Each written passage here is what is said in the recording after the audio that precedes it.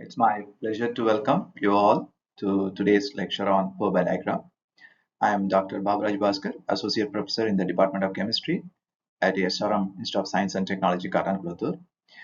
Today, I am delighted to present to you one of the most fundamental and powerful tools in corrosion science, the Pourbaix diagram.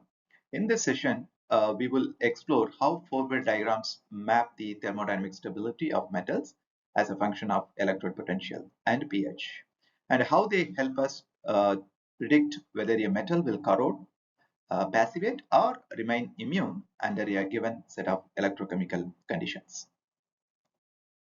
What are 4 by diagrams and what information uh, do they provide?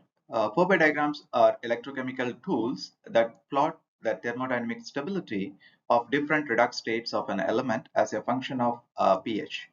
But what exactly do they map? Essentially, functioning as phase diagrams for aqueous systems, they map the regions of electrode potential and pH under which different redox species remain stable in solution.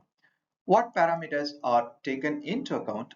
The two key parameters considered are voltage and solution pH, which together define the prevailing electrochemical environment. And what can these diagrams ultimately tell us? By considering these parameters, Pourbaix diagrams allow us to identify and predict the possible electrochemical and corrosion reactions that may occur for a given metal, making them broadly applicable to a wide range of metallic systems, including iron, aluminum, cadmium, and zinc, and so on and so forth. As mentioned in the previous slide, Fourier diagrams serve as an exceptional valuable tool in corrosion science. At their core, these diagrams are plots of electrochemical potential versus pH, defining the precise conditions under which a given metal is susceptible to corrosion. To understand the foundation of these diagrams, we first examine the electrochemical stability of water using Nernst equation. The stability of water is governed by two pH independent electrochemical reactions, namely the reduction of protons and the reduction of oxygen. The pH dependence of these reactions can be expressed graphically by plotting the oxidal potential against pH, yielding two boundary lines. As you can see here, the line A, it's a lower stability line, hydrogen evolution, wherein the two protons and two electrons, they combine and produce the hydrogen gas.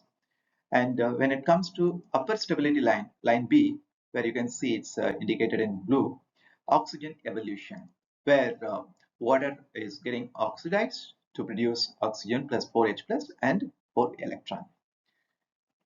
And also this region within the boundary, where you can see the region between these two parallel lines separated by a certain volt and each carrying a slope of millivolt per pH unit, corresponds to thermodynamic stability zone of water.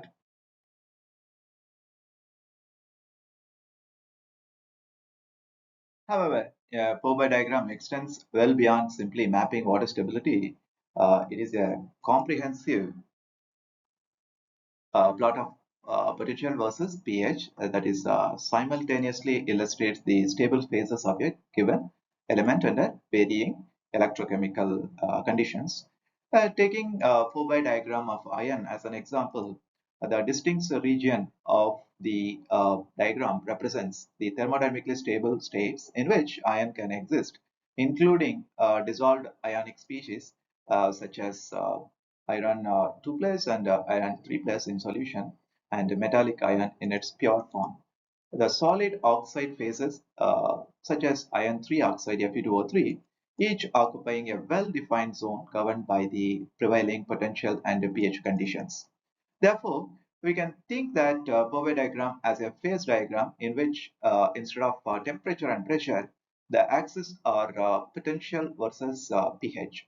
The axes are potential and pH, but how are the phase boundary lines of your Pourbaix diagram derived?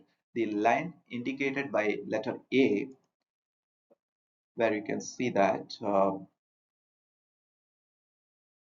here, line A, it's a horizontal line, right? So A represents the equilibrium between ion 0 and ion 2 plus ions, whereas the line indicated by the letter B, where you can see that represents equilibrium between iron 2 plus and iron 3 plus ions. Both these equilibrium reactions are pure redox in nature, where you can see that it's if you alter these horizontal line, certainly the potential difference is there. Hence, you can say that these horizontal lines are potential dependent and pure redox in nature. The potential of these lines can be expressed from the Nernst equation. In both cases, we find that the potential is independent of pH, as no protons are involved in these reactions. Only they depend on the only potential. So we can use this Nernst equation in order to find out the potential dependence, right? So now, therefore, the lines A and B are horizontal. The line indicated by letter C, where you can see that C uh, represents the equilibrium between iron 3 plus and iron 3 plus oxide, where this is the corrosive region, whereas this is the passive region.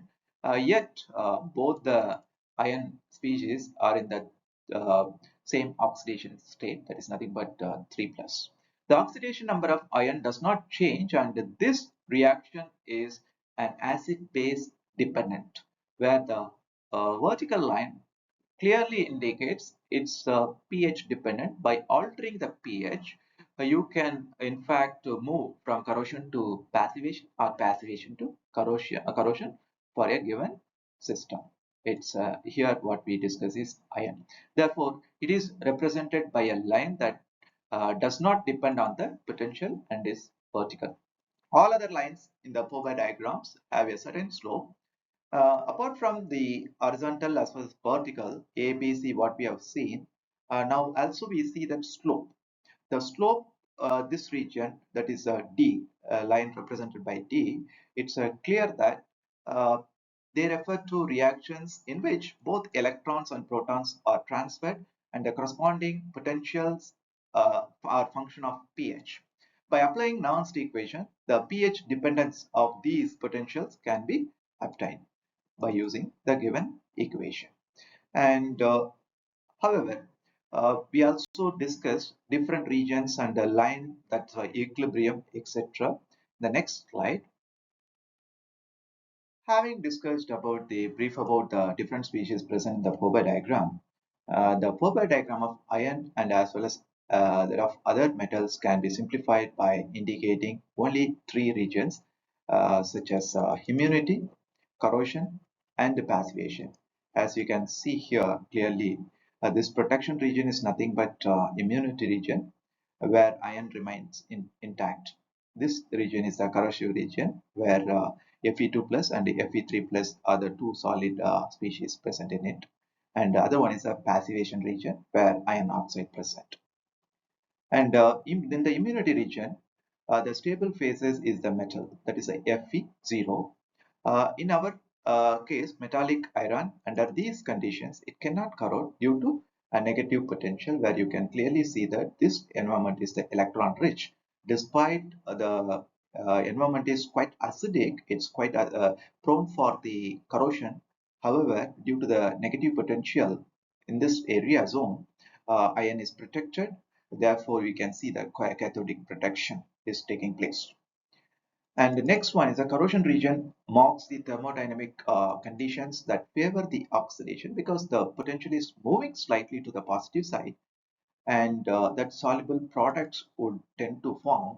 For iron, this means that stable phases that form under these conditions are dissolved ionic species, especially Fe2 plus or Fe3 plus ions in solution. And when it comes to the move to the passivation region, the thermodynamically stable phases take the form of insoluble metal oxide. Under these conditions, the oxidation products can deposit as a thin film over a metal surface. It's a tiny, invisible one, potentially acting as a barrier against further corrosion. However, one should notice that The degree of protection this film offers is strongly influenced by two factors: how porous the oxide layer is. We have already seen in our earlier PPT that's filling Penworth ratio. Based on that, one can effectively say whether the corrosion is porous or non-porous.